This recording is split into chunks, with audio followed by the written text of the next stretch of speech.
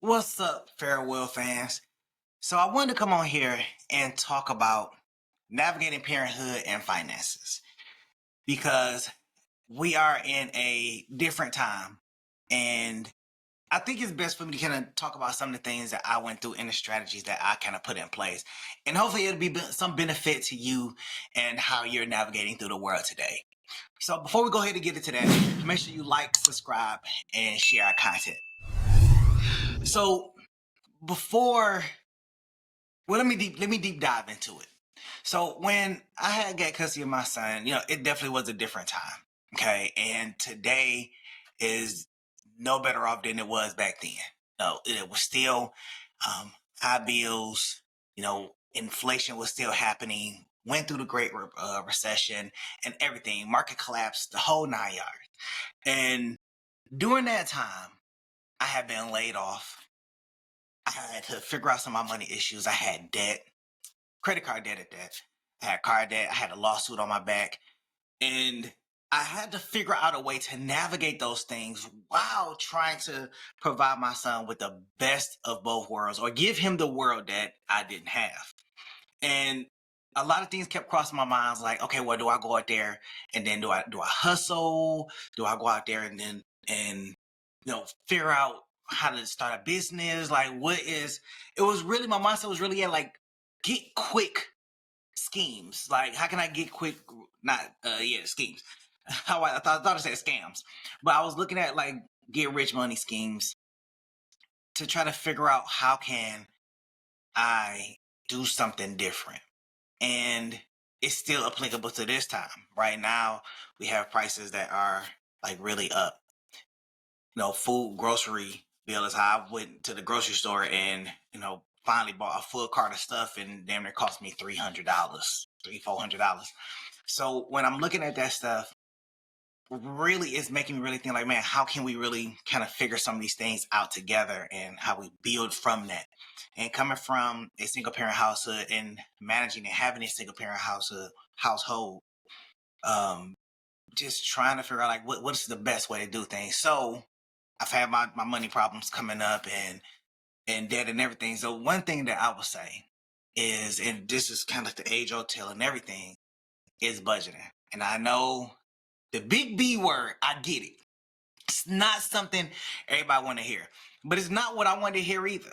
And it took me a long time to understand that budgeting was one of the primary factors on how to control my finances. Now, I wasn't able to invest at the time. I wasn't able to do a lot of things. And from having car notes and everything, it's just making great financial decisions. Not even great. Making the best financial decisions for your situation is always going to be beneficial. Now, in today's time, it's a lot easier to make extra income. So you can work your primary job, then you can go out there and do Uber. You can go do Lyft, you can go and do several other activities in order to make additional income. And there's no sweat off your back whatsoever. You can make the additional income just working 2 or 3 hours a day and make $40, $50 extra. So when it comes to budgeting, being able to budget out some of those additional costs and then budget in some of that additional income and see where it can kind of alleviate some of that pressure. Now, I used to take all my extra income and I just used to just blow it. So I did work a good job and I was able to take care of my son. But when I ended up on child support, yes, I was on child support. It started to take a significant amount of my income. So I had to substitute that income with something else. So I ended up picking up a second job. And when I did come off of child support, I stayed at my second job. Now, imagine making an additional $8,000 to $10,000 a year, not really needing the money and doing nothing with it whatsoever. That's what I did. And I did it for about 8 years. So that's literally, well, after taxes, about like 6,000, 7,000 or anything. But no, about five to 6,000 after taxes. But just think about if I could have invested that money, what would that be? If I did something different with that money, where I had to be in. So if I had just did a budget, figure out what my cost was out of my regular living expenses, then took that money, took the extra money that I had, either invested it or did something a little different with it. Maybe your child like to play basketball. Take that little bit extra money and invest that in a basketball coach. In the short run, it doesn't seem like, oh, I could do something different with that money. But think about the benefit of it in the long run. That could be a scholarship towards college, full ride scholarship towards college, and that's something that you don't have to pay for. That could be maybe a WNBA or NBA contract or a football contract or whatever the case is, because that little bit of extra money went towards the investment and benefiting your child.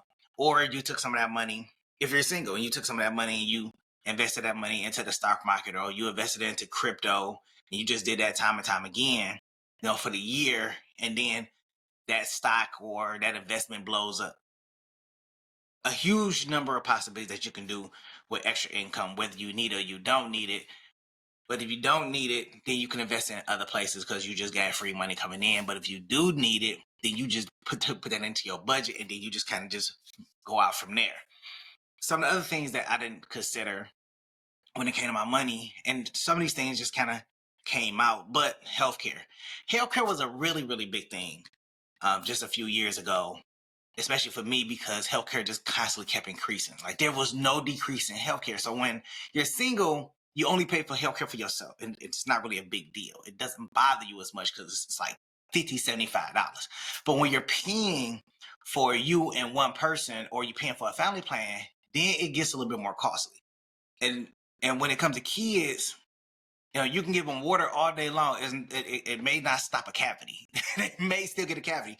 I took my son to the dentist one time, and he had a cavity. Now, the good thing is that the insurance paid for it, but I still had to pay like a deductible. So that's a good thing. But when it came to him having braces, I had to drop $4,500 on braces. And he had to go and keep getting them tightened every time, and had to pay for those dentist costs as well. I don't know who has $4,000 just laying around to cover the cost of braces. It's like, and I'm asking him, like, well, is there another route? No, he's gonna have crooked teeth if he doesn't have braces. And nobody wants that kid to have a messed up smile. So you go ahead and you pay for that cost. My son wears glasses. He has a stigma in his eye. So that means that I have to pay more for insurance, because the way the eye insurance, the vision insurance is set up, and I don't know if it's at every company, but the places that I've been, they only did it every 2 years. So for his vision, but because he has a stigma, we have to do it every year until his eyes just kind of just corrects when it won't ever correct. But to his eyes just come to a particular point where it no longer is decreasing or whatever the case is. I don't know how it goes. I don't know if it decrease or increase, whatever. Get closer to 2020. Let's say that. Get close to 2020. So just trying to figure it out. So I had got insurance where, and this is stuff that I just really didn't consider when picking insurance. But I paid for the cheaper insurance, but then we couldn't go to a certain. I paid for a cheaper insurance, and then we couldn't go to a certain eye doctor. Or a certain eye doctor place. So we couldn't go to a certain place. So then they said that, well, we had to go every 2 years. And I said, well, he can't go every 2 years. He had to go every year. So I had to wait a whole year because I didn't read the plan. So I had to wait a whole year. And that was my fault. I take blame for that. A huge accountability. So we had to wait a whole year before I could change insurance to where he can go every year, which cost me a little bit more money in the long run. And I'm like, well, it's for the benefit of him and his eyes. So that's something to consider. And some jobs, the insurance is astronomical. And I know the job that I know a few people work at, the insurance is just astronomical. The insurance is so high, it's better to just not be on the insurance at all, or just to be on by yourself. It's like $200-$300 for a family plan, or just $150, $200 just to be on there by yourself. Like, it's just astronomical prices. Like, health insurance is just like crazy. As I had mentioned before, education. Now, when your kids are younger, you have options. You have the public health system, I'm about to say public healthcare system. You have the public school system, but then you also have You have private. Now, as we know, as it stands, from the time that I recorded this video, so kind of recorded this video, um, the Department of Education had they closed the Department of Education down. Don't know what's coming back, but they have closed down.